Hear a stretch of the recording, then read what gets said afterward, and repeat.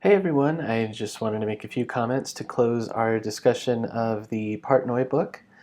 As you all noticed and paid close attention to in the discussion, this is a very difficult period in history to think about and discuss, but it's one that is still very relevant and very present in the lives of many Latin Americans across the region. The case of Alicia Partnoy, of course, took place in Argentina, but similar dirty wars, disappearances, horrible violence took place in Guatemala. There were horrible civil wars in El Salvador.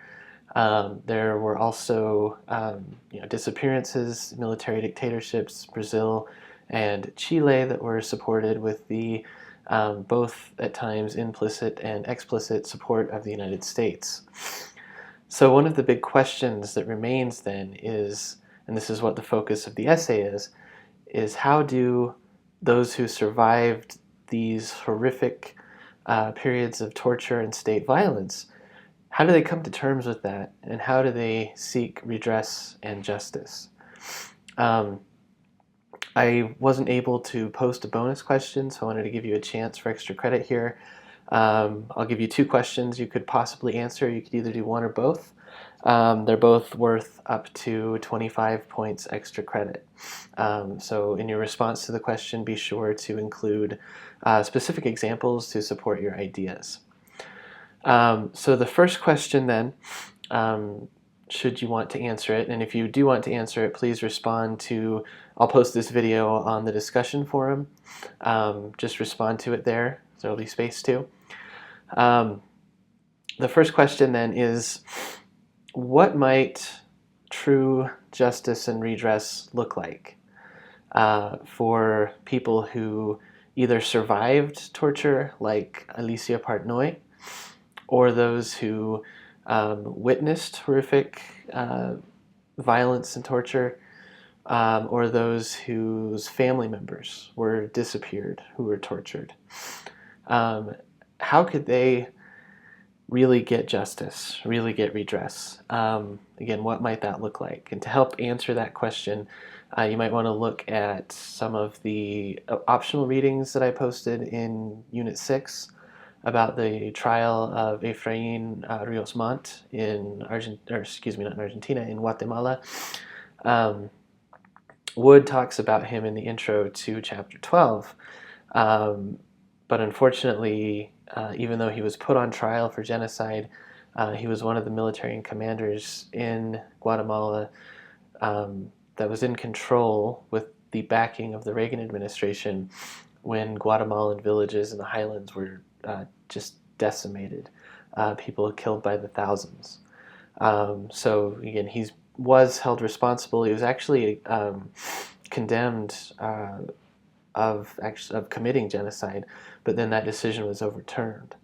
So I give you that as an example of some things that have been tried. Of course, publishing The Little School, telling the story is another thing that people like Partnoy have tried to attempt to get some sort of redress, to attempt to push toward justice.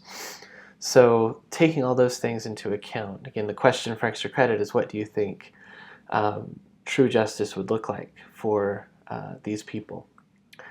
Second question has to do with historical memory. This is something that we talked about pretty well on the discussion board, because it's a question that both Wood in chapter 12 and Partnoy raise. Julia Alvarez in her introduction raised this issue as well. So the question then is, what is historical memory? And what are the frameworks of memory that Steve Stern talked about? I think it's important to realize that historical memory, it's present especially in traumatic cases like those that we've studied in Unit 6 and 7. But historical memory is all around us. It is the way that we construct our collective identities in certain regards. So again, what is it and how does it appear? You can either write about how does it appear locally here in New Mexico, what are some things that we see, if not every day, annually or whatever it might be, that represent forms of historical memory. or you could take it in the direction of how is historical memory at play in modern Latin America in the 20th century in recent years, going into the 21st. So those are two broad questions there. You could answer those for up to 25 points extra credit. Again, be sure to cite examples.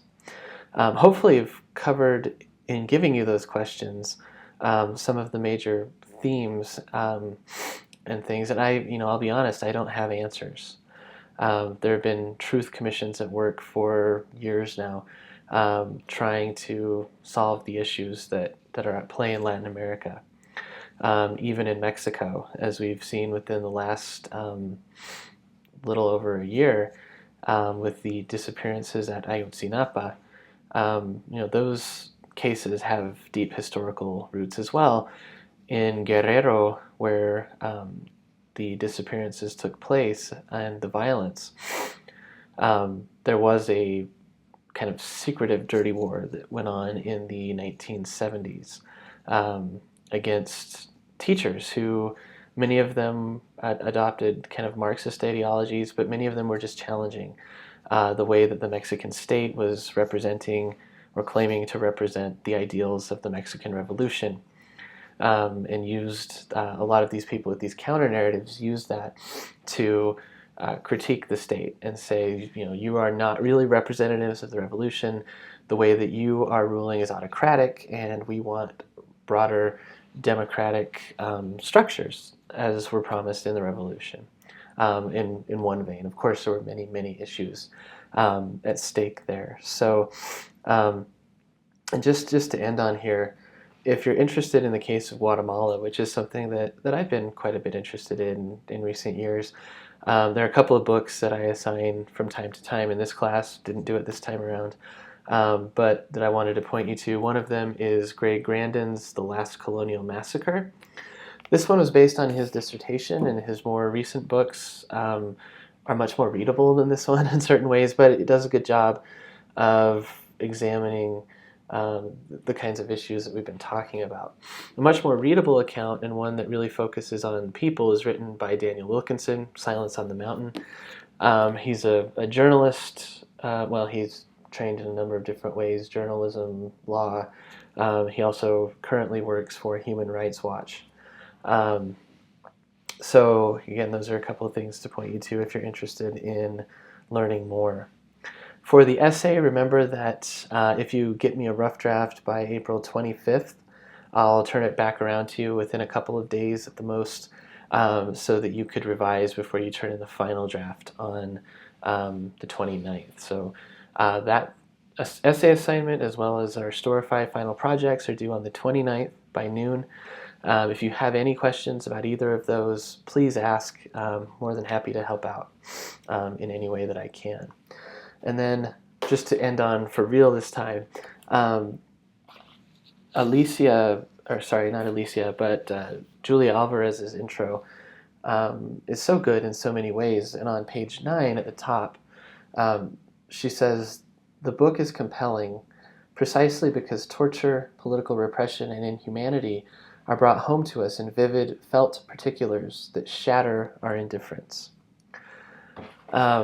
And so, consider the ways in which that happened in the little school. How could anyone who read it remain indifferent to the issues that were going on in connection with the dirty wars?